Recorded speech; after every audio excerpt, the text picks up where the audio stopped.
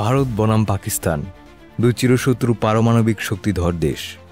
একদিকে ভারতের অগ্নি 5 5000 কিলোমিটার রেঞ্জের এক মরণাস্ত্র, অন্যদিকে পাকিস্তানের শাহিন 3 2750 কিলোমিটারের মধ্যেই ঘায়েল করতে সক্ষম। যদি যুদ্ধ সত্যি শুরু হয়, কে এগিয়ে থাকবে, কে ধ্বংস করবে কাকে? চলুন খুঁজে দেখি ইতিহাস, প্রযুক্তি আর শক্তির এই ভয়ঙ্কর লড়াই। অস্ত্র দুটির পরিচয়। প্রথমে আসি অগ্নি 5-এ। ভারতের তৈরি এই ব্যালিস্টিক মিসাইল 5000 কিলোমিটার পর্যন্ত লক্ষ্যবস্তুতে আঘাত হানতে পারে। এটি পারমাণবিক অস্ত্র বহনে সক্ষম এবং পুরো চীন পর্যন্ত পৌঁছাতে পারে। এর সবচেয়ে ভয়ঙ্কর দিক হল এটা মোবাইল লঞ্চ সিস্টেম যুক্ত, অর্থাৎ ভারত চাইলেই যে কোনো জায়গা থেকে এটি লঞ্চ করতে পারে। এবার আসি পাকিস্তানের শাহিন 3-এ। শাহিন সিরিজের সবচেয়ে উন্নত সংস্করণ শাহিন 3, এটিও পারমাণবিক অস্ত্র বহনে সক্ষম। রেঞ্জ প্রায় 2750 কিলোমিটার, অর্থাৎ ভারতীয় মূল ভূখণ্ড এবং আন্দামান দ্বীপপুঞ্জ পর্যন্ত পৌঁছাতে পারে। কিন্তু এই দুটি মিসাইলের মধ্যে আসল পার্থক্য কোথায়? প্রযুক্তির শক্তি।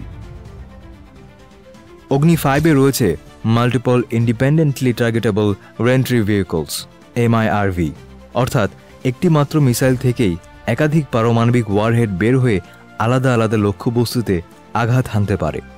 আর শাহিন 3 এখনও এই প্রযুক্তিতে পিছিয়ে। তবে পাকিস্তান এর পাল্টা হিসেবে বেশি পরিমাণ মিসাইল স্টক পাইল করেছে। তবে প্রযুক্তি সবকিছু নয়।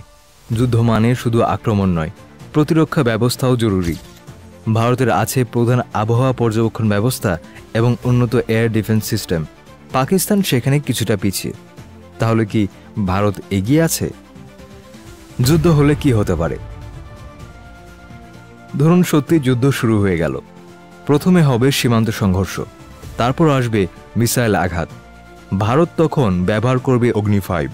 লক্ষ্য পাকিস্তানের বড় শহর আর সামরিক ঘাঁটি। পাকিস্তানও বসে থাকবে না, ছুড়বে শাহিন 3।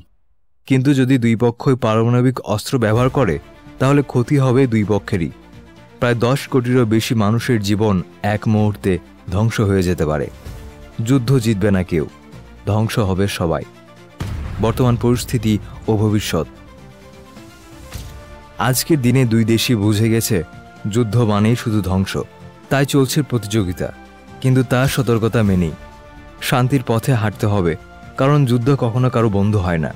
তবে প্রযুক্তি আর প্রতিরক্ষার দিক দিয়ে ভারত এখনও কিছুটা এগিয়ে, এতটুকু বলাই যায়। কিন্তু শেষ পর্যন্ত যদি যুদ্ধ শুরুই হয়, তাহলে কেউ জিতবে না, সবাই হারবে। আপনি কি মনে করেন, যদি যুদ্ধ সত্যি শুরু হয়, তাহলে কে জিতবে, ভারত নাকি পাকিস্তান? কমেন্টে জানান আপনার মতামত। আর এমনই তথ্যবহুল ভিডিও পেতে সাবস্ক্রাইব করুন ন্যারেটর বাংলা।